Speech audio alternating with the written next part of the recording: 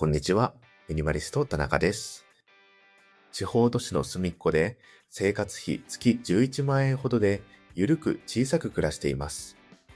このラジオはミニマリズムで社会のスピードから降りて自分を取り戻すことを大きなテーマに、Kindle 出版で40冊以上の著書を持つミニマリストの僕が無理しない生き方やミニマルに暮らす方法などについてお話ししています。もし共感できる部分があれば、チャンネル登録やコメントなどお待ちしています。今日は生活費月11万円、僕がケチるものと絶対ケチらないもの10選というテーマでお話ししていきます。生活費月11万円。こう聞くとかなり切り詰めた生活を想像されるかもしれません。毎日もやしを食べている。外食は一切しない。欲しいものは全部我慢する。エアコンもなるべく使わない。そんな生活をしているように思われるかもしれません。でも実際は全然違います。僕はカフェにも行きます。本も買います。たまには外食もします。旅行へ行くこともあります。仕事で必要なら有料のサービスにも普通にお金を払います。僕は何にでもケチなわけではありません。むしろお金を使う場所と使わない場所がかなり極端です。そしてこれが少ない生活費でもそこまで窮屈に感じずに暮らしている理由だと思っています。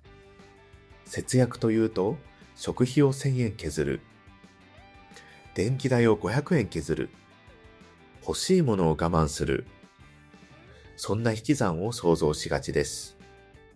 でもそれを毎日続けるのはかなり疲れます。僕が大切だと思っているのは、すべてを少しずつ削ることではありません。自分にとってどうでもいいものにはびっくりするくらいお金を使わない。その代わり自分の生活を支えてくれるものにはちゃんとお金を使う。つまり節約ではなくお金の使い道を偏らせることです。今回は前半で僕がかなりケチっているものを5つ、そして後半では反対に生活費月11万円でも絶対にケチりたくないものを5つ紹介します。後半の5つまで聞いてもらうと、僕がなぜ少ないお金でもそれほど貧しい感覚にならないのかがわかると思います。では、1つ目。僕がケチるもの1つ目は、見栄のためのお金です。これはかなり徹底しています。他人からどう見えるか、成功しているように見えるか、お金を持っているように見えるか、ここにはほとんどお金を使いません。高級な時計、ブランド物、必要以上に高い車、人に見せるための部屋、成功者っぽく見せるための持ち物。もちろん、心から好きなら買えばいいと思います。高級時計を見るだけで幸せになる人なら、その人にとっては価値のある使い道です。でも僕自身はそこにほとんど豊かさを感じません。僕が欲しいのはお金を持っていそうに見える生活ではなく、お金のために無理して働かなくてもいい生活です。100万円の時計を身につけることより、数ヶ月仕事をしなくても焦らない状態の方が僕には魅力的です。高いものを持つために働くのか、働く時間を減らすために持たないのか、僕は後者を選んでいます。二つ目は服です。僕の私服は制服化しています。色も黒で統一して同じ服を繰り返し着ています。服が嫌いなわけではありません。むしろ気に入った服を着ることは好きです。ただ、毎月新しい服が欲しいとは思いません。流行りが変わったから買う。季節が来たからとりあえず買う。セールだから買う。SNS で見かけて欲しくなる。こういう買い方はほとんどしなくなりました。服は一着数千円なので大きな浪費には見えません。でも一着買うとそれに合う靴が欲しくなる。バッグが欲しくなる。また別の服も欲しくなる。クローゼットが狭くなれば収納用品まで必要になります。物は一つで終わらないことが多いです。だから僕はすでに気に入っている服があるならそれを繰り返し着ます。服代だけではなく選ぶ時間も減ります。僕にとって制服化は節約というより服に使うお金と時間をまとめて小さくする方法です。3つ目は惰性で払い続ける固定費です。サブスク、スマートフォンの通信費や分割代、保険、使っていない会員サービス、なんとなく継続しているアプリ、こういった毎月自動で出ていくお金にはかなり敏感です。なぜなら、1000円の買い物は1回1000円ですが、月1000円の固定費は1年で1万2000円になるからです。しかも、使っている感覚がありません。これは以前の動画でもお話ししましたが、固定費は一度見直せば来月からも自動的に効果が続きます。僕は毎日の食事を100円削るより、使っていない月3000円のサービスを一つ止める方が好きです。1回の判断でその後の生活がずっと軽くなるからです。ただし、ここにも例外があります。後半で話しますが、仕事や生活を大きく楽にしてくれるサービスなら、僕は逆にケチりません。同じ月3000円でも価値がある3000円と、なんとなく払っている3000円は全く別のお金です。4つ目は、なんとなくする買い物です。欲しいものを買わないという意味ではありません。一番避けたいのは買う理由がない買い物です。暇だからネットショップを見る。コンビニへ入ったから何か買う。ショッピングモールへ行ったからなんとなく買う。セールだから見に行く。ポイントが増える日だから買う。僕はこの買い物そのものを娯楽にすることをなるべく減らしています。欲しいものがあれば買います。必要なものも買います。でも、買うものを探すために店へ行くことはほとんどありません。なぜなら、見なければ欲しくならないものが本当に多いからです。人間は知らない商品を欲しがることはできません。新しい便利グッズを知らなければ、今持っているもので普通に暮らせます。最新モデルを見なければ、今のスマートフォンにもそこまで不満を感じません。節約で意志力を鍛えるより、欲しくなる場所へ近づかない。これはかなり楽です。5つ目は、生活水準を上げるためのお金です。これが僕が一番警戒している支出かもしれません。収入が増えた。だから家賃を上げる。良い車へ変える。外食の単価を上げる。便利なサービスを増やす。一度生活水準を上げると、それが普通になります。すると収入が落ちた時に生活を元に戻すのが難しくなります。僕は雇われずに働いているので、毎月の収入は一定ではありません。Kindle がよく売れる月もあります。ノートが伸びる月もあります。YouTube が伸びることもあります。でも、今月の売り上げが良かったからといって、来月も同じとは限りません。だから、収入が増えても、それに合わせて生活費を上げない。良い月に生活を豪華にするより、悪い月でも今の生活を維持できる方が安心です。ここまでが僕がかなりケチっている5つです。見栄、服、多勢の固定費、なんとなくの買い物、生活水準を上げるためのお金。ここだけ聞くとかなり質素な人に見えると思います。でも、ここからが今回一番お話ししたかった部分です。僕はお金を使わないこと自体が好きなわけではありません。少ない生活費で暮らす目的は、口座残高を増やして眺めることでもありません。むしろ、自分の生活に必要なところには、ちゃんとお金を使った方がいいと思っています。ここからは、生活費月11万円でも、僕がなるべくケチりたくないものを5つお話しします。6つ目。僕が絶対にケチりたくないもの1つ目は、毎日過ごす場所です。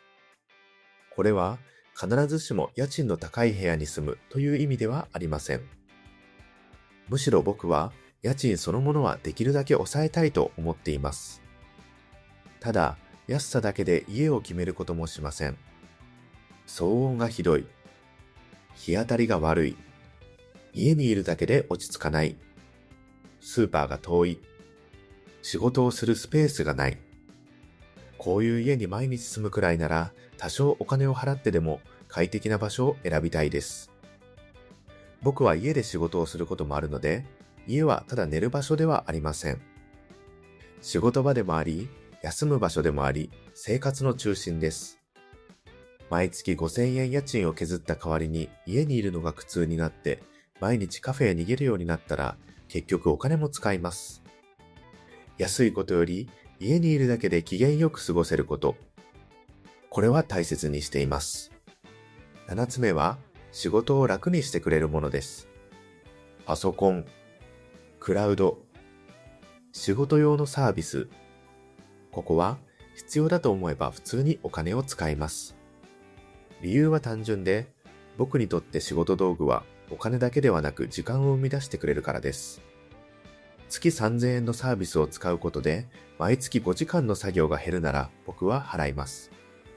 1万円の道具を買うことで毎日の小さなストレスが消えるならそれも検討します。安い道具を使って毎日イライラしながら3時間働く。少しお金を払って快適に2時間で終わらせる。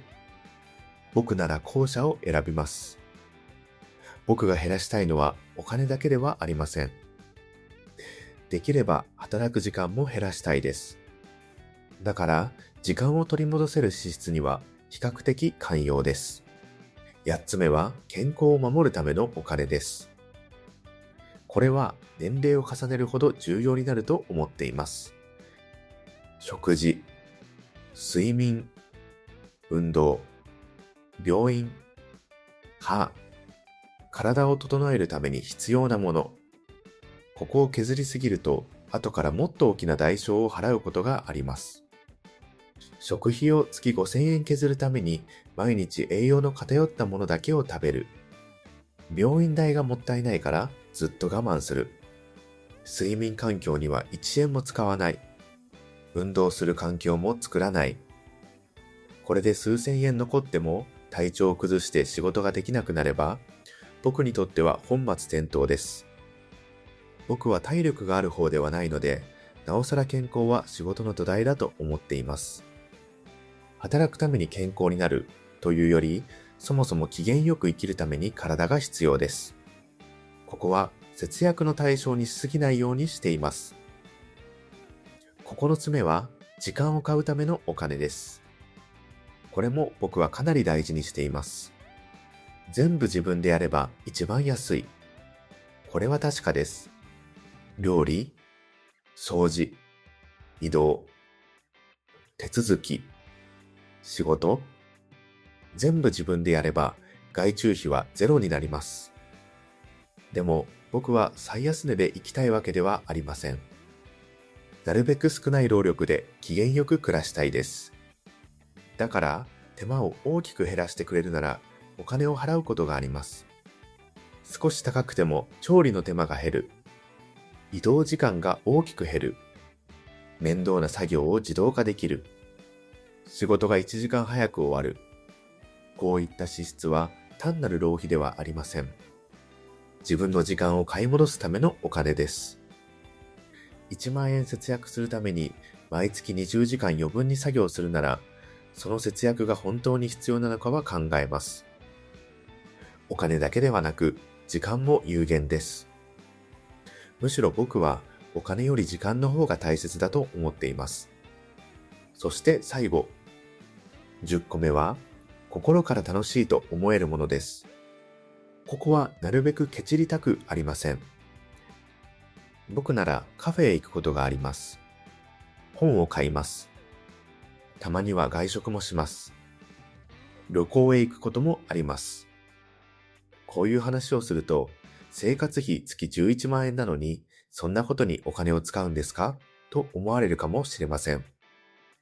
でも僕はむしろ、ここへお金を使うために、どうでもいい支出を減らしています。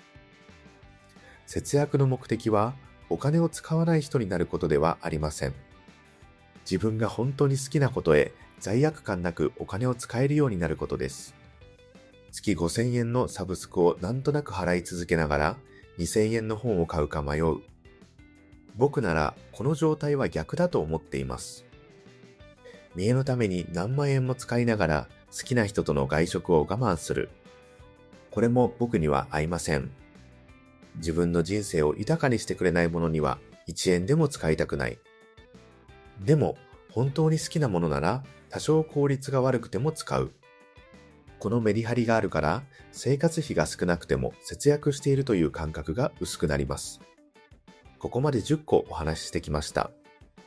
僕がケチるものは見栄のためのお金、服、稼いで払い続ける固定費、なんとなくする買い物、そして生活水準を上げるためのお金です。反対に、ケチりたくないものは毎日過ごす場所、仕事を楽にしてくれるもの、健康、時間を買うもの、そして心から楽しいと思えるものです。こうして並べてみると、僕のお金の使い方はかなり偏っています。でも、その偏りこそが大切だと思っています。何にでもまんべんなくお金を使えば、生活費は簡単に大きくなります。逆に何にでもまんべんなくケチれば、生活は簡単につまらなくなります。だから全部を70点にするのではなく、自分にとってどうでもいいところは20点でいい。その代わり、本当に大切なところは100点にする。僕はそんなお金の使い方をしています。